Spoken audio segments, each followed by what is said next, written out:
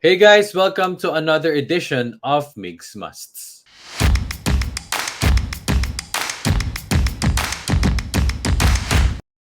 What's up guys? This is episode 15. Episode 15 na po tayo ng Migs Musts. Maraming po salamat for joining us here sa YouTube page natin. youtube.com/MigsBustos. Migs here. And gusto ko lang po magpasalamat at pagbigay ng shoutout sa lahat ng mga nanonood, sa lahat ng mga nagbibigay ng messages. Lahat po yan nababasa ko. As much as possible, I do my best to reply. And please do comment lang po kayo kung nakukuha na yung mga replies ko. And for today, meron naman po tayong guest, another collab. And very timely po ito. Hindi lang po basta timely dahil pandemic, dahil marami tayong pinagdadaanan. Pero I guess it's timely because it should always be part of us. Or at the same time, it may be timely for some of us, it may be timely for most of us because let's face it, karamihan sa atin nanineglect ito. Karamihan sa atin na-overlook ito.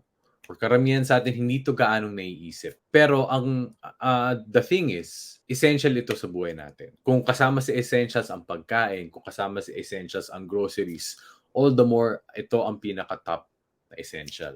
And that is prayer. And that is God, our relationship with God. And our guest for today is a very, yung hindi ko ma-express dahil sa short period of time namin magkakilala, nakabuild kami ng relationship sa isa't isa. I look to him as a kuya, as a father figure, and I've learned so much from him in a short period of time. Introducing to you my guest, none other than our company and none other than ABS-CBN chaplain. Walang iba kundi si Father Tito Caluag. Father Tito, good morning po, good day po. Thank you for joining us. Migs, salamat. Thank you for inviting me and thank you for a very kind introduction. Maraming salamat. Thank you. And guys, this episode is titled Must Keep the Faith. And very, very timely nga, Father, as I mentioned. Hope you don't mind about my phrases about this. I want to ask you first, when I kind of briefed you earlier before we started, when we talk about must keep the faith. Father, what comes into mind? Well, I guess, when you say must keep the faith, number one is, I think basic is, you know that there is a God. Okay, na may Diyos, di ba? And number two, related to that, is that He is present. Hindi siya nawawala, no? No matter what we're going through, His presence is there, number one, no? Number two, if we will just sort of connect with Him or allow Him to enter our life, gagabayan niya tayo. His presence will always be guiding, very providential.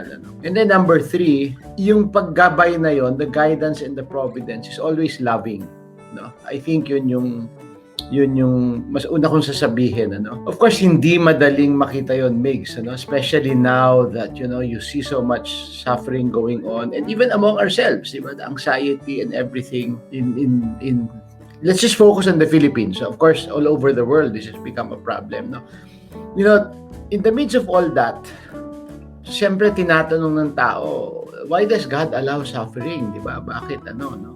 God is not a God to inflict suffering. No? I think that's very important. That's very, very important. No? And for me, the second is, after saying that God is present, God is guiding, and the guidance is loving, the second, and I think yun yung ating role, di ba, is to seek God through prayer. No? And siguro what I can suggest to our listeners, or ano ba to, viewers, Migs, viewers, no? YouTubers, viewers, is learn to waste time with God. Now's the time to learn that, to waste time with God, and you just sit down and just be present to God. No matter what state you are in, just huwag kayong mahiya to be present to God and express your feelings, whatever's going on inside you, your joys, what you are thankful for, etc. No? But mahalaga yon, yung makinig, and that's the prayer, that's the quieting down, that is the wasting time with God. And from that wasting time with God, no, ano ba yung lumabas, ano ba yung naramdaman natin, what comes to our mind, etc. And how do we live out, no, using those reflections and insights, living it out in the day to day, di ba? I'll give you an example, 'di ba?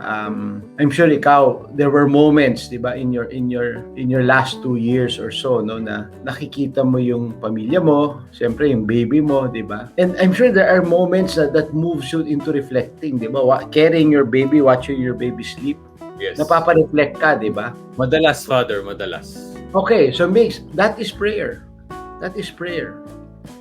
Because remember, the Word of God comes through the Bible, number one, but it comes to our day-to-day experiences. Yung kung minsan na lang, di ba?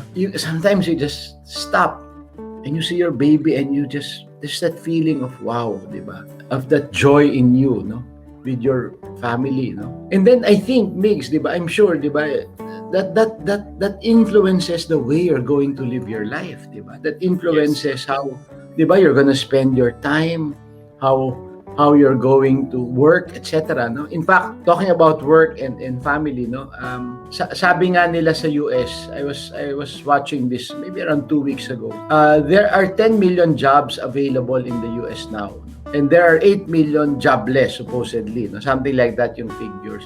Pero ang katakataka, hindi marami ang nagtitake advantage of jobs available. And according to that report, most probably raw because a lot of people are rethinking the work-life balance. Because remember, US is probably one of the most, parang grabe yung work, ano niyan, di ba, yung work orientation. So, that's why people are not taking the jobs that easily. Kasi, because of the pandemic, stay home, spend time with the family, etc. Na, I guess, it's a realization, oops, merong kulang sa buhay ko. And I think that is partly the, one of the fruits of prayer, Migs, na sabi nga nila, di ba, laging may silver lining in difficult circumstances, no? Especially now. I'm sure more than myself, you can share how you appreciated the value of your family, and I guess partly also you realize that lahat ng ginagawa mo naman para sa pamilya mo, di ba?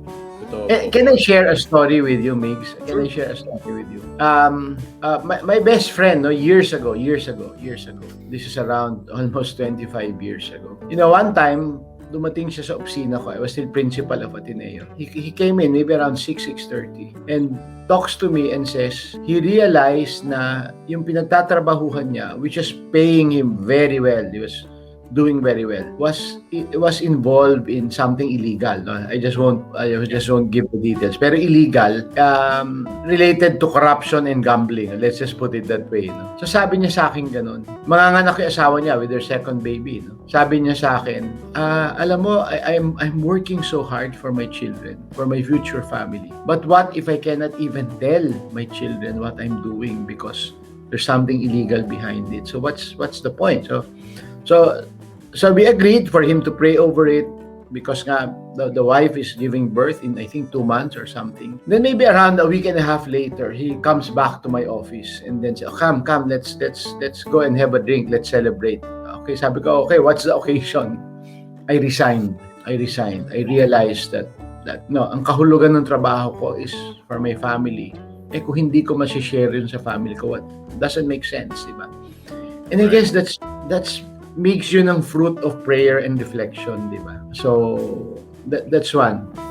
When another topic related to this time of the pandemic, during the early part of the pandemic, a lot of people, anxiety and feeling trapped. What do we do? And I know I've sat down maybe to 2 or 3 conversations, online conversations, and I told them, aside from praying, I think what's important for us to do now, and this is part of the action, is to do the good that we can do and to share kindness as much as we can. Like ikaw, Migs, di ba? Itong ginawa mo to. This is a good, di ba? Because it's helping people. This is spreading kindness, di ba? By sharing your own experiences. Kasi I think, Migs, ang isa sa pinaka-importanting kindness ngayon and an act of a good act is to let people know they are not alone. Mahalaga yun ngayon. Just to let people know they are not alone. In fact, if you don't mind my saying, di ba, few weeks back you messaged me, because you had a friend, and I think, one, the fact that you messaged me made you realize I can reach out to someone. And then the fact that I said, sure, Migs, let me know when, di ba? Of course, busy ka, hindi pa natin nagagawa. But ang laking bagay, di ba? Ang laking bagay na nun. Just knowing there is someone you can possibly talk to and that someone said, yes, I'm here, di ba?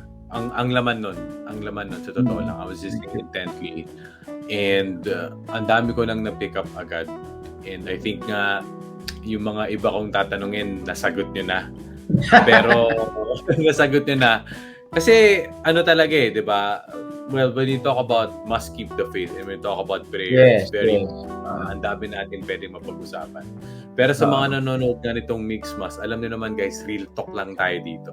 Diba? Yeah, walang script. Walang script. And ang isa sa mga na-appreciate ko talaga kay Father Tito when I met him 2018, 2019 is, I got to connect with him. I got to have meaningful conversations with him when it comes to prayer, when it comes to sports especially. Yeah. And career, diba? Career. And yun nga, just for context, ang message ako kay Father nung sometime in September when my best friend died, and sabi ko, Father, first time ko yun first time ko ma-experience yung death, first time ko ma-experience yung grief, and Father, that was a conscious effort in texting you because number one, siguro I couldn't do it alone. I couldn't do it alone with my support system, and I know that parang yung ewan ko guys, if na-experience yun na yung death, if there's someone, a death in the close loved one, you need something eternal Parang ganon. May ganong factor na you can't do it alone and you know that you need God. So anyway, sorry guys for rambling.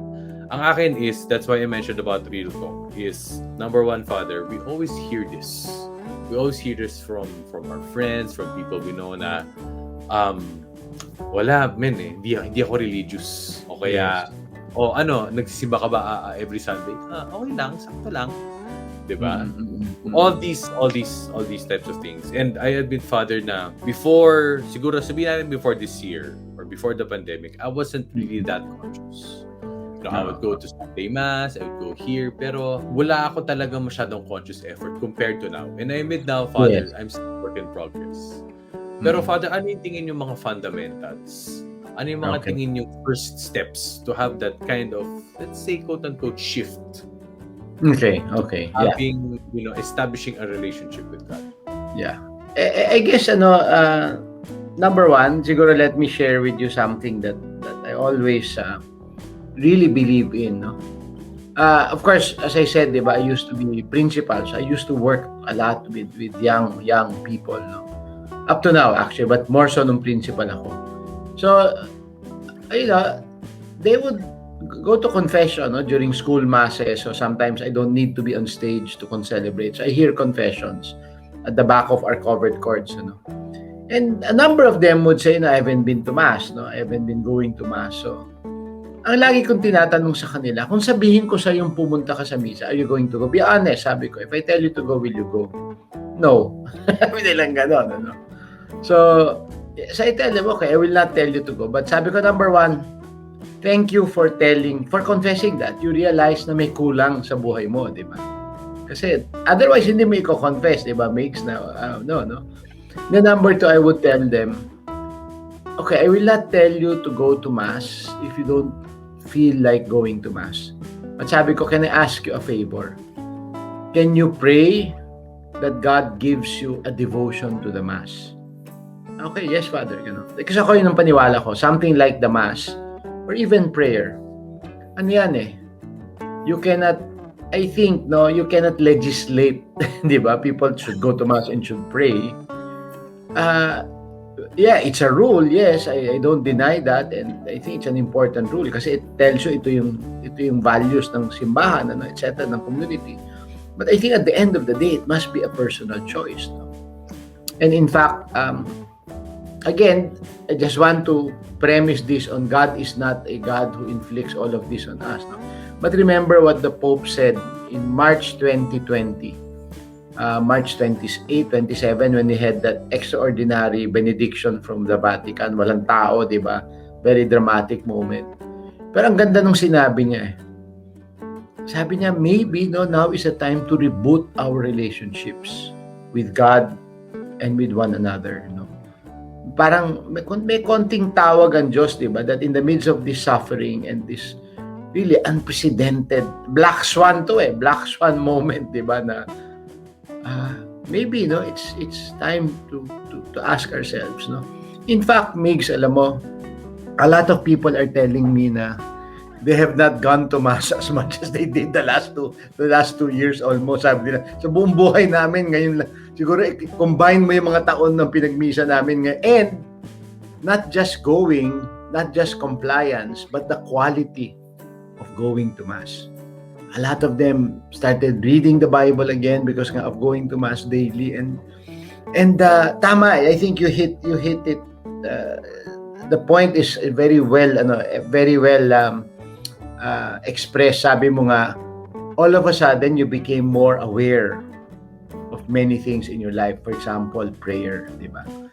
And I guess, alam mo, parang ang binigyan tayo ng konting, pause ng konti or slow down ng konti, and therefore we're able to reflect better, no? And ako sa akin, Migs, what do you do to start all this? Wala, just quiet down, reflect, di ba? I wouldn't even call it prayer right away, but it is prayer. Kasi sometimes, di ba, pag sinabi mong prayer, marami ng preconceived notions, di ba, na etc. No? But sa akin, quiet down, reflect on what's going on, and be more, the term that they love to use now is mindfulness, di ba? Yes. But I think it's very important. It's awareness. It's becoming mindfulness. I think also is being present to God. Because diba, very often we say let us experience God's presence, which is correct, no? God is always present, no? But also now, I think the invitation now is for us to be present to God, no? And then hopefully, ang pangarap ko, di ba, is each in our own way, is that with what we're going through, madidevelop yung ating, kumbaga yung ating quotation marks, no, skill to find God in all things, to find God in what's going on in our day-to-day life, no, because God is not simply during Sunday Mass, di ba, where we used to go to church, etc. But God is present, no? And so yung gift na hihingin mo through prayer and reflection and the mindfulness is to find God in all things, no? To be aware of His presence in all the moments of your life, no? So I think that's a good start. Father, kanina you mentioned about even just reflecting, even just stopping to realize is prayer. Mm-hmm. Father, I'll give an example. Like a couple of days ago, I was folding the sheets and then si Margo tulog pa. And then, guys, isa sa mga realizations ko talaga, siguro ngayon, ang dami nga nating nakikilalang nagiging critical, ang dami nating mga loved ones that are passing away. And to be honest, Father, yung thought namin ni Mishi is like, tao naman din tayo eh. Yeah. And at the same time, we could be next, quote unquote. Correct. So doon ako naging conscious more of my health, of my family. And sabi ko talaga, Father, that morning, nagtutupi ako ng mga kumot. Sabi ko, ayokong mamatay, quote unquote. Yes, I was looking at Margo and I stopped. Siguro parang bagong gising lang ako. And hindi siya Father conscious prayer na parang Lord, etc. Nasabi ko lang na I have to live long for my kids. I have to live long for my family. So Father, yung ganun ba? Yung mga ganung klaseng pause moments, is that already prayer? Yes. Yes. Baka mamaya isipin na parang I'll sit down, I'll pray. That is ano yan, Migs, that is God speaking to you at that moment. Okay. Diba? God is speaking to you at that moment. And clearly, you became present to that moment. Kasi it was very possible that you dismissed it. Diba? Posible yan. Parang, what a morbid thought. Diba? So, tiklop ka na lang for you. But the fact that you allowed it to speak to you, that is prayer. No? That is prayer. Kasi you listen and you allowed that moment to speak to you. Diba? And clearly, you interiorize in the sense of reflecting on that moment. And ito'y look at what happened. Merong naging resulting action, di ba? Na okay, I have to live more, di ba? More healthy, etc., etc.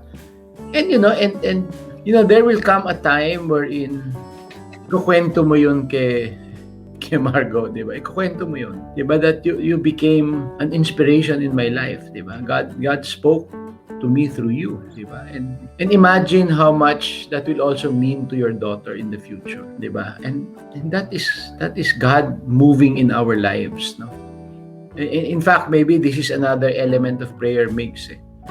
it's to realize nga the presence, but not just the presence, but that loving movement, no, that brings us closer to our best selves, no? Kasi ako naniniwala at the end of the day, sino ba yung pinakamagandang, who is our best self? I think it's us becoming more loving persons. For me, in the end, that is the excellence of our lives, di ba? No matter what we're doing, no matter what our profession is, it's to become a loving person. Kasi that bears fruit in dedicating our lives to others, serving others, etc. So, ito na, Father, dito na ako pupunta. As yung text ko a few weeks ago, dito ko na rin tatanungin. Maybe our viewers also have experienced this death of a loved one. Whether family ba yan, kaibigan ba yan. So guys, I mentioned in my past vlogs, you must be a good friend. My best friend AJ, he passed away September 7. Father, he was only 30. Wow. Siya yung best friend, Father, na yung lahat ng milestones mo sa buhay, nandun siya. Yeah. Ninong siya ni Margo, groomsman ko siya sa kasal. Yeah. Yung ganun, and then boom, biglaan yung kanyang pagkamatay. Nag-40th day, Father, ng October 17. But anyway, how do we deal with grief, with death? Siyempre sa una, Father, talaga shock eh. Kasi talagang Yes. as you go along, medyo hindi ko alam kung accept yung tamang term. O parang alam mo lang yung reality na wala na siya. But I don't know if you'll really accept it. Yeah. Well, let's put it this way, no. Ako, I always tell people, what I can't stand is when some people, di ba, namatayan ka, and then someone comes up and tells you, no, it's okay.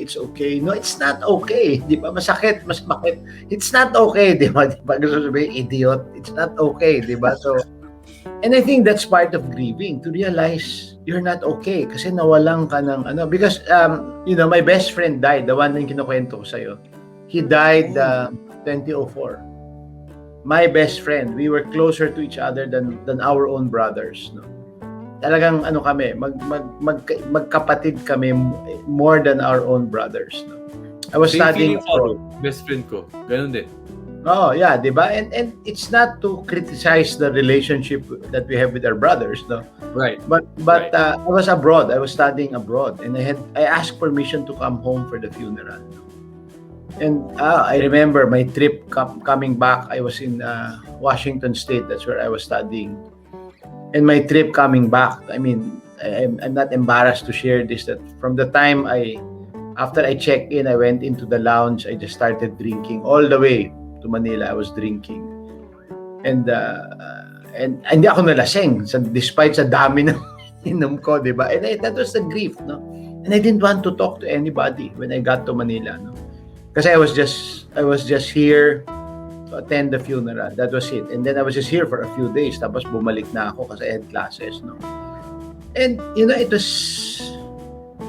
mahirap eh. But what helped me eventually move on was that they were telling me, kasi I was away for over a year. Wala ako. I would come home, but come home very briefly lang, and then we don't see each other that much. And I mean, kasi busy siya.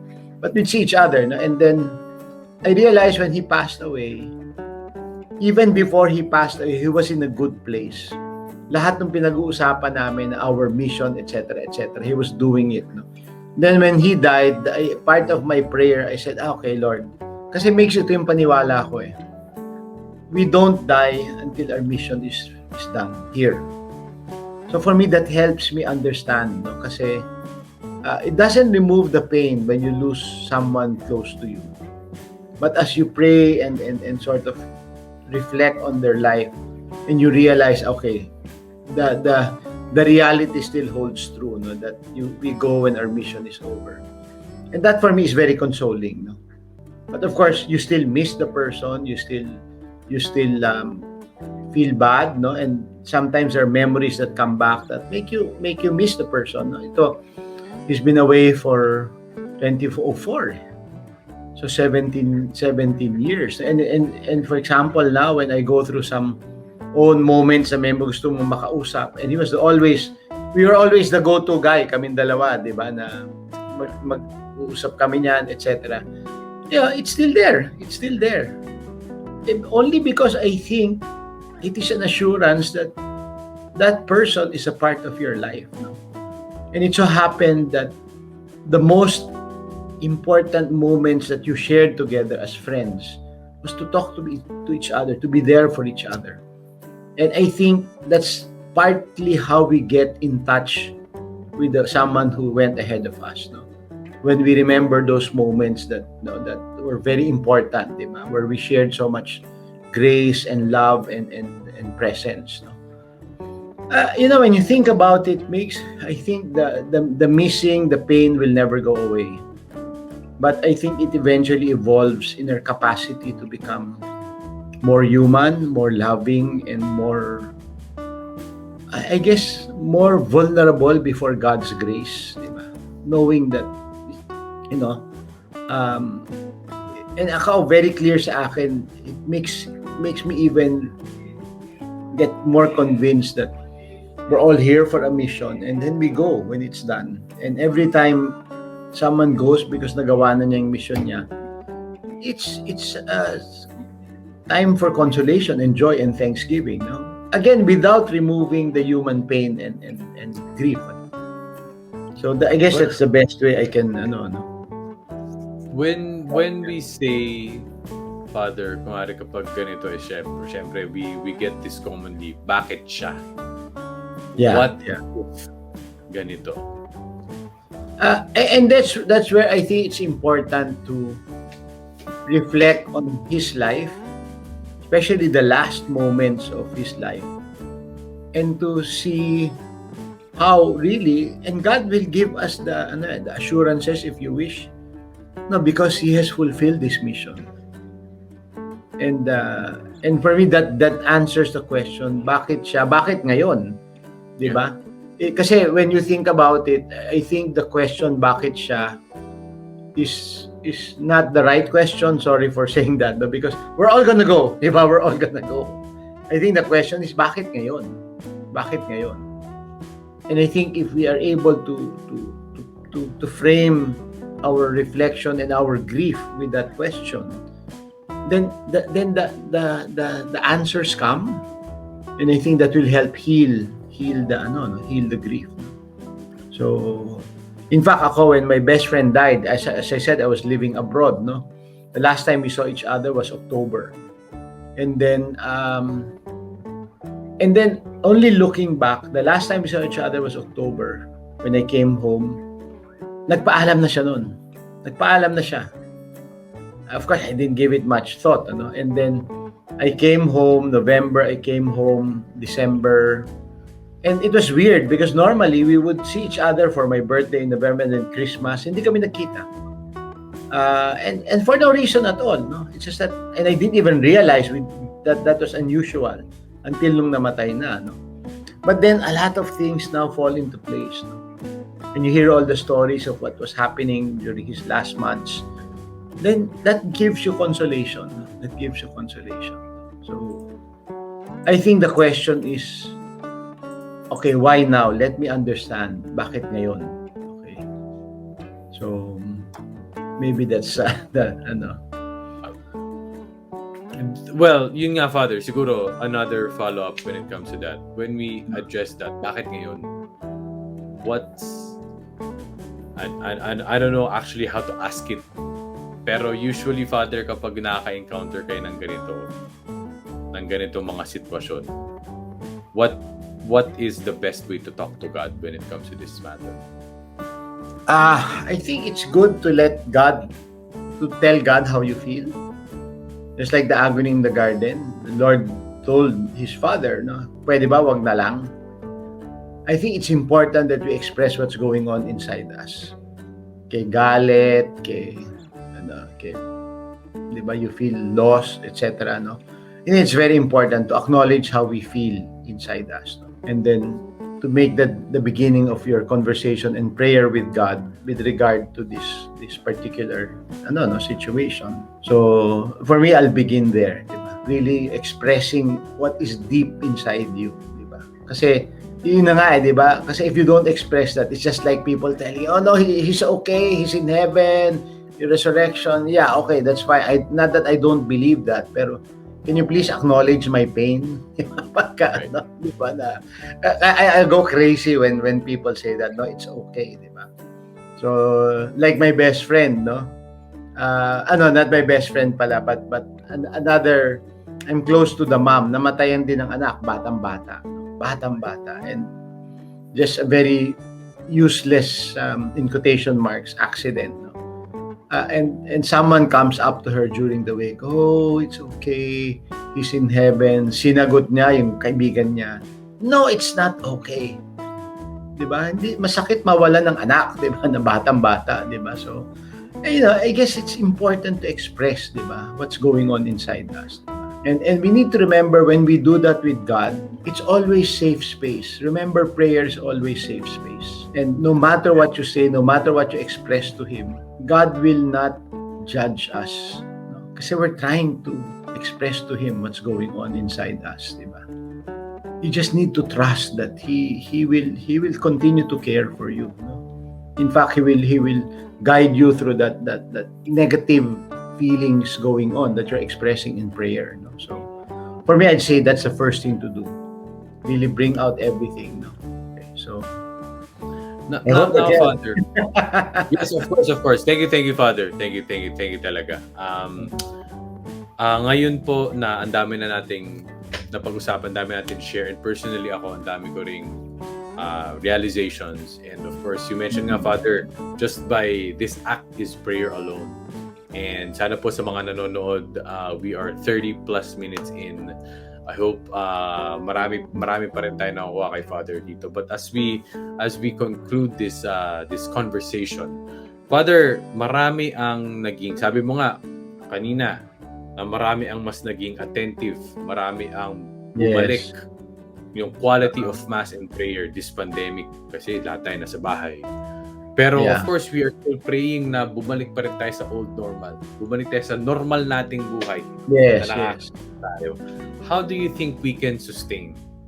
Kung ano yung nabuo natin ngayon, kapag bumalik tayo sa normal, how can we do that? Number one, again, conscious choice yan eh. Number two, I think it's also to realize that when things open up, it's not going to be the same. It's not going to be the same. I think there's certain things that will really change, no? And that's we need to adjust to that. But I think part of the adjustment that we will make is that there are certain things that we can decide or choose. And one of the things that we can have some power over in terms of our choice is our prayer life. Diba? So I think we need to just say, okay, hindi na ito mawawala sa akin. No? But having said that, you need support. You need support, di ba? To constantly remind you about that. Di ba? Like, for me, I'll encourage you to form, prayer time with your family, di ba? Prayer time with your friends, di ba? And really invest, di ba, in that, di ba? Knowing how much this part of your life during the pandemic has really helped you go through this pandemic. In fact, and let me end with this. Sabi ni Pope in his book, no, Let Us Dream, The Path to a Better Future. Sabi niya, and this is during the pandemic nung nirelease yung book. Sabi niya, a crisis like this pandemic, hindi natin to choice. We just need to go through it. This happens. He said, but our choice is, do we come out better or worse? That's our choice. And sabi niya, and hopefully we come out better. And to do that, sabi niya, and I will end with these words, we must, and this is the words of the Pope, we must see clearly, and therefore, diba, we must see clearly, we must choose well, and act right. I think that would be a good way moving forward, no? To see clearly, choose well, and act right. I think that's how we can live our lives. Choose well, act right. Act right. Simple lang, Father. Simple, but it's, I think that's a good roadmap. Totoo yan, Father. Dahil karamihan naman sa atin ngayon, especially like example, when we consume online content, well, lack of a better term, pero ayaw na natin mag-isip eh. Yeah, the online content should help us see clearly. di ba? Online content should help us see clearly. But Yeah. after that, tayo na di ba? Choose well, act right. That's a very personal choice, di ba? And prayer leads us to that, di ba? So, I hope that helps. Good decisions in life, di ba? In positive influence in life. Kasi kung saan ka maglandas naman mapunta, decision mo yun eh. Yes, choice correct. Di ba? Yeah. Alright. Father Tito, lastly, Father, baka gusto mong mag-plug. I know that my prayer channel is growing. Yeah, my prayer channel. Father Tito, I've never missed a mass since you started.